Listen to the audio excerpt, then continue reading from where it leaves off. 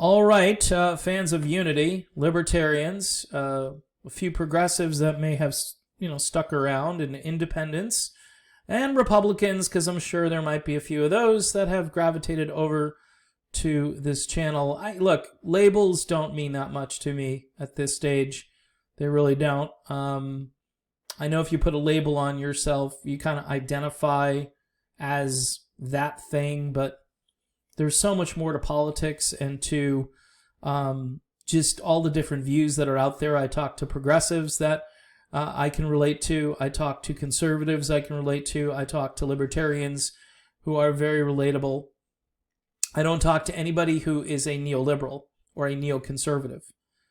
Tulsi Gabbard, let's talk about this. A friend of mine sent me a message, and I've been ignoring Tulsi Gabbard now for a few weeks.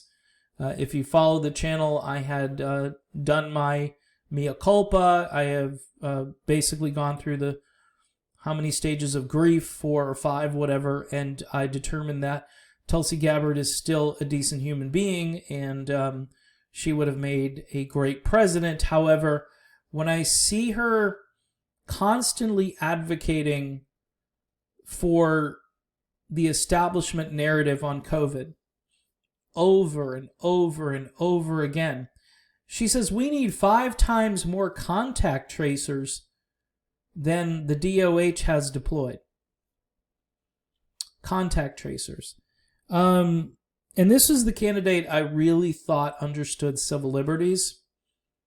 I don't want to be contact traced. I don't want to be vaccinated. I don't want to have my name out there as being vaccinated. I want my freedom, and I want my right to privacy. And she says DOH must employ hundreds more contact tracers to rapidly trace, investigate, and contain every single COVID case. This must be done to defeat the virus. Okay.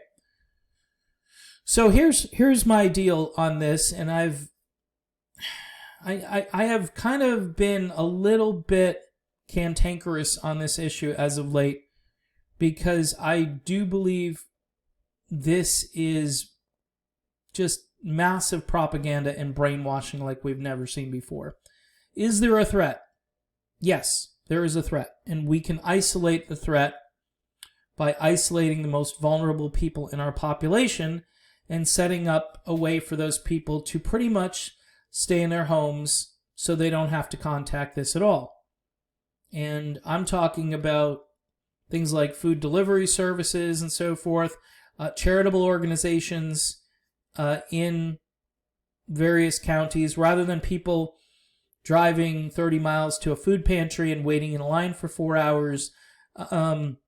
This is where the government could probably effectively deal with this problem, or even a private charity. I'd prefer a private charity, Harry Chapin Food Bank, something like that, to get involved with this and to help folks who have to go to these Walmarts, which are really breeding grounds for this virus, because everybody has to go there. Mask or no mask, by the way. Mask or no mask. It's not going to make that much of a difference. Ask the people in Sweden. Ask the people in the Netherlands. They've seen cases bottom out. They did not lock down, and they did not mandate face diapers. Okay?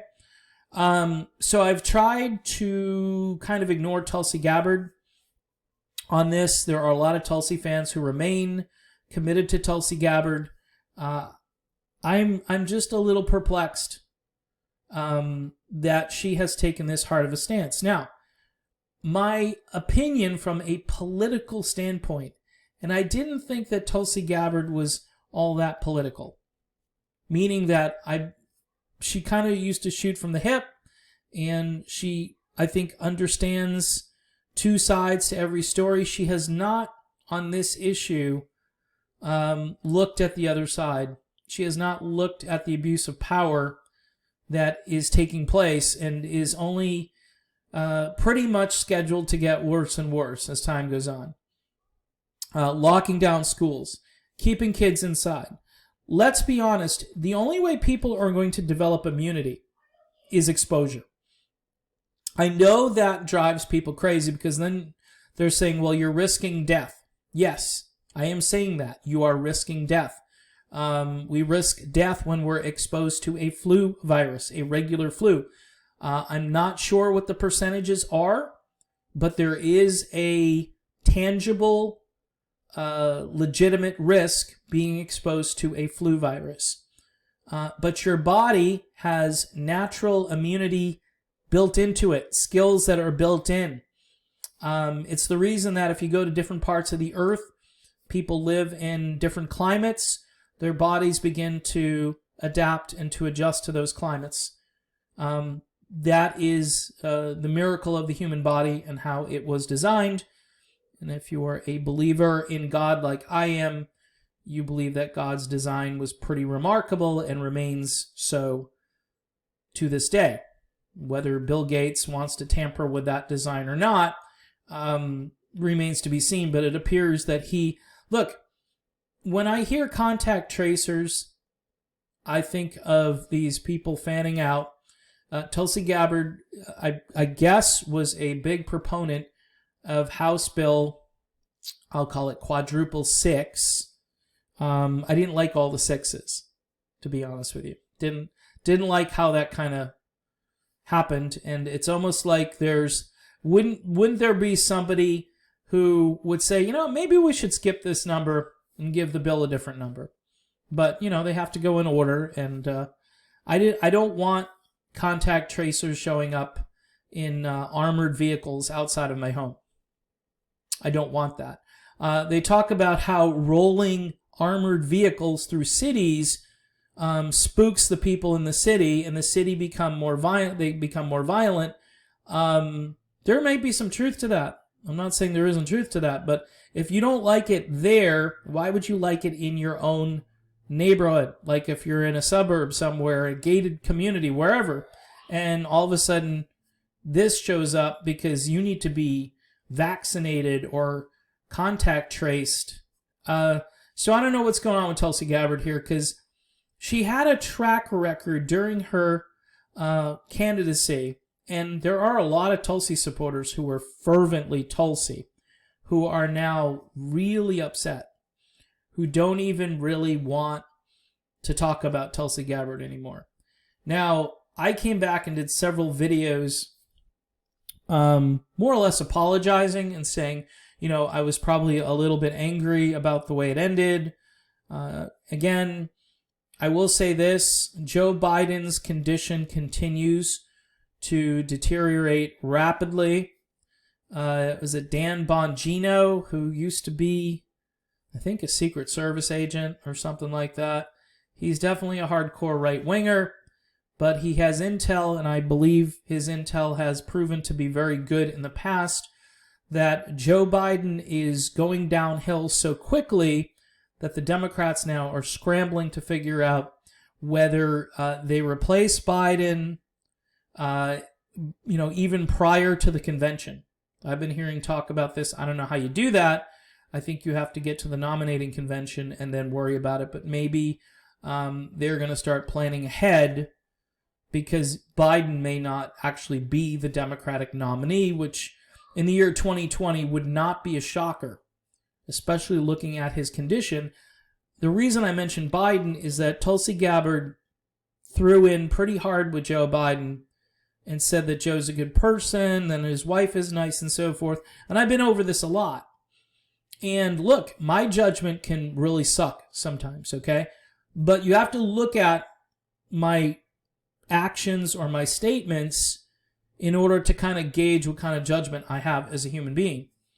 And right now, I think it's a legitimate question to ask about Tulsi Gabbard at this point, is that her judgment is clouded maybe, or it's political. And what I mean by that is she might be running for governor. Some people have said governor of Hawaii would be a good position for Tulsi Gabbard. And she's really trying to sort of shore up her neoliberal credentials, because in Hawaii, you need to be a hardcore neoliberal. They were going to primary her. The polling numbers from what I had seen were pretty impressive for the primary candidate. Hawaii is just one of those places, for whatever reason, that is very neoliberal, and Tulsi Gabbard ran as an outsider, as somebody who wasn't neoliberal, especially in foreign policy. And here's another thing that you have to take into consideration. It's okay to kind of be schizophrenic on issues like, okay, you're kind of conservative over here, you're kind of libertarian over there, you're very progressive over here. At the end of the day, if there's no level of consistency to what you're saying, people are eventually going to start to tune you out, because they're going to say, oh, you're good on like these 3 issues, but you're really crappy on these 3 other issues. And where, I mean, I know at the beginning of this, I was eschewing the labels and saying there shouldn't be a label, but this has nothing to do with labels. This has to do with, are you reliably conservative? Are you reliably libertarian? Are you reliably progressive? And honestly, the answer to all 3 of those questions for Tulsi Gabbard is no. So those of you who are really independent might say, well, that's great. She has an independent streak. Yes, she certainly does. But there's no consistency, and it's not a coherent worldview or political worldview. And when you're telling people that this must be done to defeat the virus, how about we treat the virus better? We find better treatments for this virus, and we allow immunity to take place. Because if we don't allow immunity to take place, then this thing is going to hang around and hang around and hang around, and your body will never adjust to it. It will never adjust to it. The masking, the shelter-in-place orders, which I think may happen again. The fact that all of these schools that say they're going to open, they're not going to open, or they're going to open in a very limited way, and they're forcing kids back home for virtual learning, or quite honestly, they don't have a plan. And they've had months to examine this and sit down with the school boards and government officials in local communities and make decisions for those communities rather than doing a one-size-fits-all. This is why, folks, I've moved more libertarian. Because libertarians believe in smaller government, local government.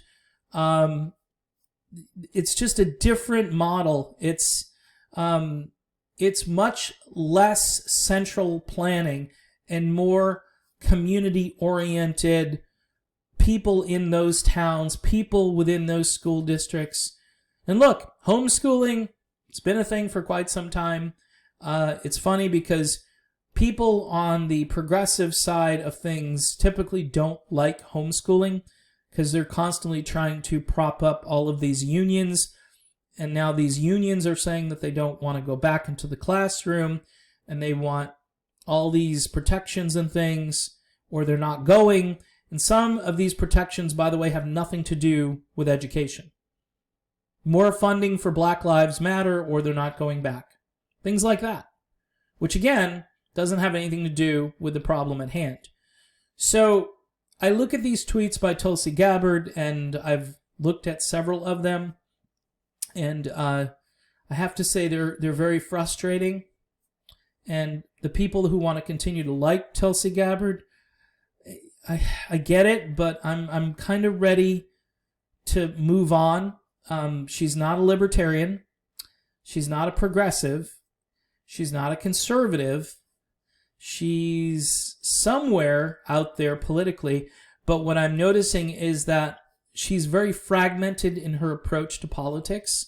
And even though she seems like a great person, this political salad that she's serving up, quite honestly, isn't going to appeal to enough people to broaden her base of support, whether she runs for governor or she wants to do a talk radio program, which I've heard about that as well. She might get into television or radio.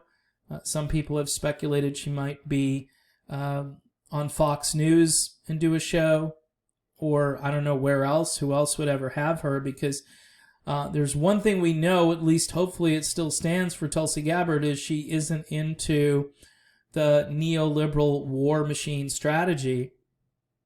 I don't think she is anyway, although at the end of her campaign she did say that there are some good conflicts that we engage in when it comes to fighting terrorists, and I'm still kind of waiting for specifics on that because I haven't heard it.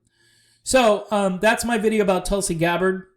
Tulsi, I'm not going to tell Tulsi Gabbard what to do because, Tulsi does her own thing.